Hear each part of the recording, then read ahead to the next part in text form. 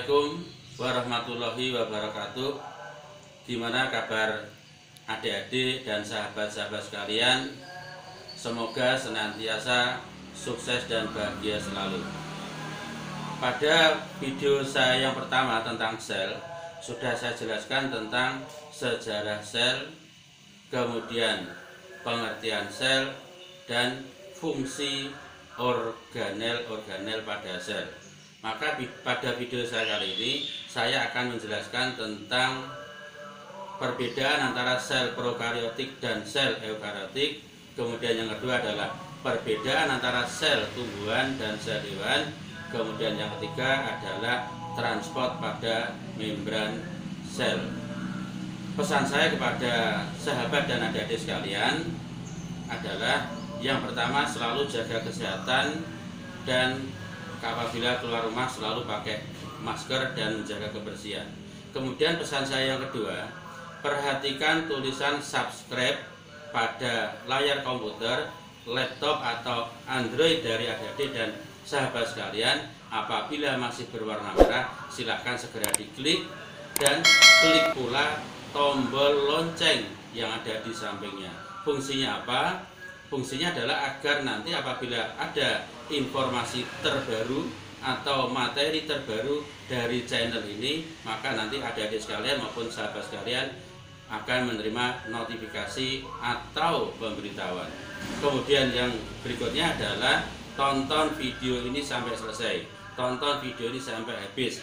Tujuannya adalah biar sahabat dan adik-adik sekalian tidak gagal paham. Kemudian yang berikutnya, apabila ada pertanyaan silahkan ditulis pada kolom komentar yang ada di bawah video ini. Untuk lebih jelasnya, mari kita ikuti penjelasan secara detail pada tayangan berikut ini.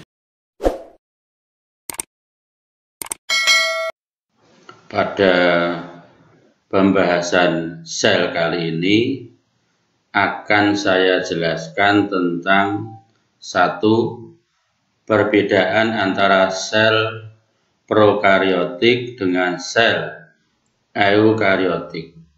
Kemudian yang kedua, perbedaan antara sel hewan dengan sel tumbuhan. Kemudian yang ketiga adalah transport molekul pada membran sel. Nah, di sini yang perlu saya bahas pertama kali adalah macam-macam sel berdasarkan ada atau tidaknya membran atau selaput inti sel.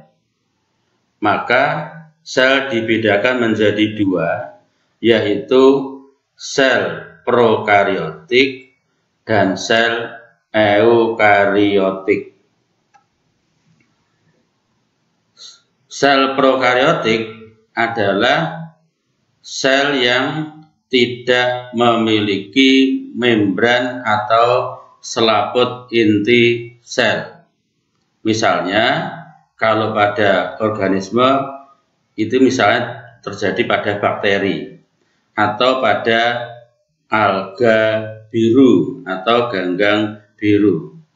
Sedangkan sel eukariotik adalah sel pada organisme yang memiliki membran atau selaput inti sel.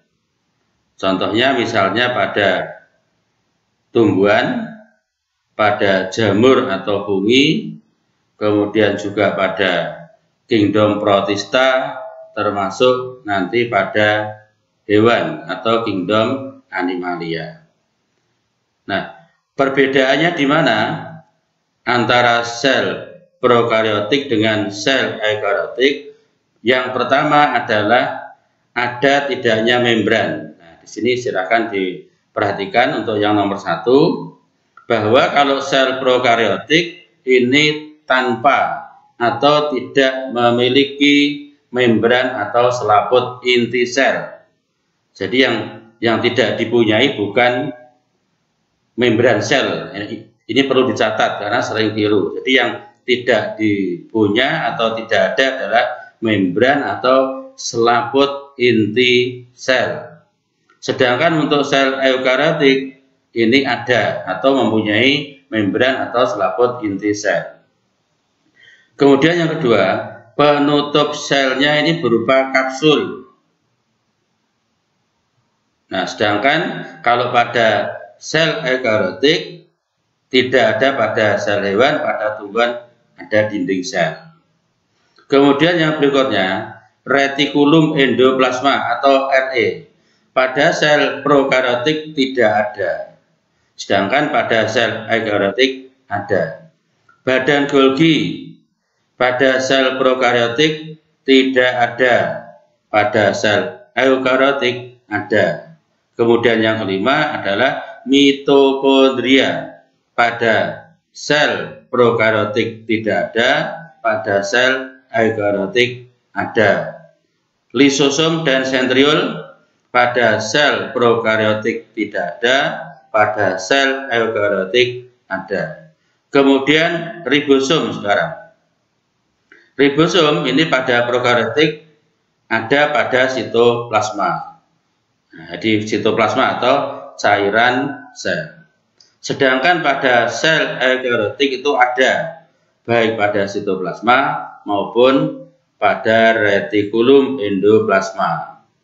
Kemudian DNA-nya sekarang, nanti DNA pada sel prokaryotik ini berbentuk cincin dan bercampur dengan sitoplasma. Sedangkan pada sel eukaryotik DNA-nya berbentuk spiral ganda atau disebut juga dengan double helix dan terdapat pada inti, mitokondria, kloroplas. Ini kalau ini pada tumbuhan karena hewan tidak mempunyai kloroplas. Saya teruskan. Sekarang yang kedua yaitu perbedaan antara sel tumbuhan dan sel hewan. Jadi kalau di sini tumbuhan dan hewan ini termasuk kategori sel eukariotik. Jadi hewan dan tumbuhan ini masuk kategori eukariotik. Oleh karena itu nanti di sini ada beberapa perbedaan. Perbedaan yang pertama dari segi ukuran. Dari segi ukuran, sel tumbuhan lebih besar daripada sel hewan. Sedangkan sel hewan ukurannya lebih kecil daripada sel tumbuhan. Kemudian yang kedua, pada sel tumbuhan ini bentuknya tetap. Karena sel tumbuhan punya dinding sel, sedangkan pada sel hewan bentuknya tidak tetap. Sekarang yang ketiga adalah dinding sel. Dinding sel itu hanya dimiliki oleh tumbuhan, sedangkan pada sel hewan tidak ada dinding sel. Begitu juga dengan plastida. Plastida hanya dimiliki oleh sel tumbuhan, sedangkan pada sel hewan tidak ada. Untuk lisosom, lisosom ini pada sel tumbuhan tidak ada, sedangkan pada sel hewan ada. Kemudian sentriol pada sel tumbuhan tidak ada, pada sel hewan ada. Kemudian badan Golgi. Nah, badan Golgi itu kalau pada sel tumbuhan namanya adalah diktiosom. Ada juga yang menyebut duktiosom. Nah, sedangkan kalau sel hewan namanya badan Golgi. Saya teruskan adik-adik sekalian. Tetap semangat ya. Kemudian yang berikutnya adalah vakuola. Pada sel tumbuhan yang masih muda ini kecil dan banyak. Tetapi setelah dewasa, sel tumbuhan ini memiliki vakuola yang ukurannya lebih besar dan biasanya hanya satu atau tunggal. Sebaliknya pada sel hewan tidak mempunyai vakuola, walaupun terkadang beberapa hewan uniseluler atau hewan bersel satu ini ada yang memiliki vakuola. Ini biasanya pada organisme bersel satu, misalnya ada vakuola kontraktil. Nah, itu khusus untuk hewan yang bersel satu atau uniseluler. Tetapi untuk hewan multiseluler atau bersel banyak tidak memiliki vakuola. Kemudian yang berikutnya adalah flagel atau flagella, atau juga disebut juga ada yang mengatakan silia. Pada tumbuhan tidak memiliki silia atau flagella, tetapi pada sel hewan ada, tetapi tidak semua hewan. Kemudian klorofil. Nah, ini klorofil atau ada yang dengan kloroplas misalnya, ini juga hanya dimiliki oleh sel tumbuhan, sedangkan pada sel hewan tidak ada. Oleh karena itu, mengapa tumbuhan bisa melakukan proses fotosintesis? Karena tumbuhan memiliki klorofil ini. Nah, ini perbedaan antara yang pertama tadi sel prokariotik dan eukariotik, dan yang kedua ini adalah perbedaan antara sel tumbuhan dan sel hewan. Apabila nanti ada pertanyaan, adik-adik kurang jelas, silahkan ditulis pada kolom komentar yang ada di bawah video ini. Nah, sekarang saya lanjutkan untuk tayangan berikutnya. Nah, gambarnya seperti ini. Jadi yang sebelah ini, satu ini ya, yang sebelah kiri ya di situ ya, itu adalah sel tumbuhan. Ini bentuknya seperti ini. Sedangkan yang sebelah kanan yaitu ya, itu adalah sel hewan. Jadi di sini nanti bisa dilihat, bisa diperhatikan. Nanti kalau misalnya oh ternyata kurang jelas, nanti bisa diulang untuk videonya sehingga nanti bisa dipelajari dengan jelas, dengan mudah, dan jangan sampai adik-adik konsepnya salah. Kemudian yang berikutnya yang perlu saya jelaskan adalah transport molekul melalui membran sel. Secara garis besar, transport molekul melalui membran sel itu nanti dibagi menjadi dua. Yang pertama di sini adalah transport pasif. Mengapa dikatakan transport pasif? Karena pada transport ini tidak memerlukan energi. Nah, ini nanti dibagi lagi nanti menjadi yang pertama adalah difusi. Difusi itu adalah perpindahan zat. Zat ini bisa padat, bisa cair, bisa gas ya, dari larutan yang konsentrasinya tinggi atau hipertonis ke larutan dengan konsentrasi yang rendah atau hipotonis. Nah, jadi untuk difusi ini nanti yang pindah adalah zat terlarutnya. Nah, bukan pelarutnya. Itu nanti beda dengan osmosis. Nah, setiap zat akan berdifusi menuruni gradien konsentrasi. Artinya difusi itu nanti akan berjalan dari konsentrasi yang tinggi, hipertonis, menuju ke konsentrasi yang rendah atau hipotonis. Itu nanti yang disebut dengan menuruni gradien konsentrasi.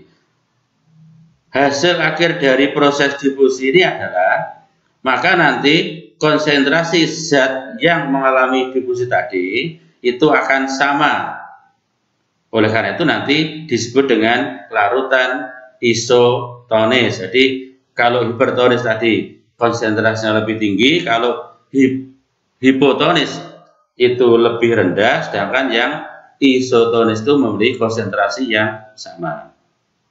Contoh yang paling mudah, kalau dalam kehidupan sehari-hari di sekitar kita misalnya, contoh konsep difusi ini misalnya kalau adik-adik memasukkan tinta ke dalam gelas, maka tinta itu nanti akan menyebar ke dalam gelas itu, akan merata. Nah, itu juga bisa dikatakan difusi. Atau misalnya di ruangan dikasih pengharum ruangan atau parfum, nanti parfum itu baunya akan menyebar, itu yang bentuknya gas ya, yang bentuknya gas akan menyebar ke seluruh ruangan. Itu contohnya difusi. Karena difusi ini prosesnya tidak harus atau tidak perlu melalui membran atau melalui selaput. Kemudian yang kedua ada namanya difusi terfasilitasi. Difusi terfasilitasi ini melibatkan difusi dari molekul polar dan ion melewati membran dengan bantuan protein transport. Protein transport itu merupakan protein khusus yang menyediakan suatu ikatan, baik bagi ikatan yang baik bagi molekul yang sedang bergerak. Nah, ini yang dikatakan difusi terfasilitasi karena ada bantuan yang namanya protein transport. Saya teruskan, yang berikutnya adalah osmosis. Osmosis ini adalah perpindahan molekul-molekul zat pelarut. Nah, ini yang perlu dicatat. Jadi kalau osmosis ini yang pindah itu adalah zat pelarutnya, khususnya adalah air. Jadi kalau nanti adik-adik melarutkan sesuatu di dalam air atau mungkin yang lain, maka nanti ada namanya pelarut, ada namanya zat terlarut. Sebagai contoh yang paling mudah, misalnya kalau adik-adik melarutkan garam misalnya ke dalam air, maka garam itu sebagai zat terlarutnya, sedangkan air sebagai pelarutnya. Ini barangkali ada yang kurang paham. Maka nanti di sini yang pindah adalah molekul zat pelarut, khususnya airnya, dari tempat yang konsentrasinya rendah, hipotonis. Nah, konsentrasi rendah ini berarti kadar airnya tinggi, kadar air ya, menuju tempat yang konsentrasinya tinggi atau hipertonis. Nah, kalau hipotonis itu artinya konsentrasi rendah, berarti kadar airnya tinggi. Tetapi kalau hipertonis itu konsentrasi tinggi, artinya kadar zat terlarutnya lebih tinggi, yang melewati sekat atau membran selektif permeabel atau membran semi permeabel. Oleh karena itu, yang dikatakan osmosis ini syaratnya harus melalui membran selektif permeabel. Jadi beda dengan difusi tadi. Kemudian yang berikutnya adalah transport aktif. Transport aktif itu adalah transport yang melalui membran dengan melawan kecenderungan yang alami, yaitu melawan gradien konsentrasi dengan menggunakan energi yang berupa ATP. Jadi kalau transport pasif yang tadi itu tanpa menggunakan energi, maka transport aktif ini menggunakan energi, yaitu energinya berupa ATP. Pada transport aktif diperlukan energi dari dalam sel untuk melawan gradien konsentrasi. Ada dua macam transport aktif, yaitu yang pertama transport aktif primer. Ini membutuhkan energi dalam bentuk ATP. Kemudian yang transport aktif sekunder memerlukan transport atau memerlukan energi yang tergantung pada potensial membran. Kedua transport ini saling berhubungan erat karena transport aktif primer akan menciptakan potensial membran dan ini memungkinkan terjadinya transport aktif sekunder. Jadi antara transport aktif primer dan sekunder ini tidak berdiri sendiri tetapi saling berhubungan. Kemudian yang berikutnya nanti ada juga yang namanya endositosis dan eksositosis. Apa itu eksositosis? Sesuai dengan namanya, ekso itu artinya luar, sehingga nanti dapat diartikan keluarnya zat dari dalam sel. Ini saya berikan konsep yang mudah dipahami saja. Kemudian yang kedua yaitu endositosis. Ini merupakan proses pemasukan zat atau masuknya zat dari luar sel ke dalam sel.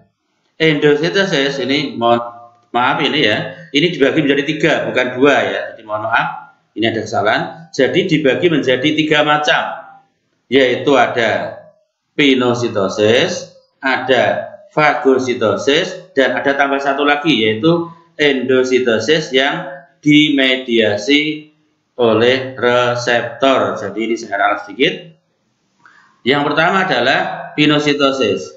Apa itu pinositosis? Ini merupakan proses pemasukan zat ke dalam sel yang berupa cairan. Jadi kalau zatnya berupa cairan, ini namanya pinositosis. Sedangkan fagositosis adalah, fago itu artinya makan, maka merupakan pemasukan zat padat atau sel lainnya ke dalam tubuh sel. Jadi ini kalau fagositosis itu zatnya adalah padat. Kemudian yang ketiga, endositosis yang dimediasi oleh reseptor. Ini adalah proses yang sangat selektif dalam mengimpor bahan ke dalam sel. Jadi untuk yang terakhir ini, karena dimediasi oleh reseptor, nanti prosesnya sangat selektif. Nah, jadi dari sini bisa saya simpulkan bahwa transport zat melalui membran sel secara umum dibagi dua, yaitu transport pasif dan transport aktif. Demikian yang bisa saya sampaikan. Ada kurang lebihnya mohon maaf. Terima kasih sudah menonton video saya ini. Apabila dirasa bermanfaat, silahkan share, silahkan bagikan kepada rekan-rekan, teman-teman dari sahabat dan adik-adik sekalian. Mudah-mudahan dengan membagikan video ini menjadi amal jariah bagi kita semua. Salam sukses dan bahagia selalu. Wassalamualaikum warahmatullahi wabarakatuh.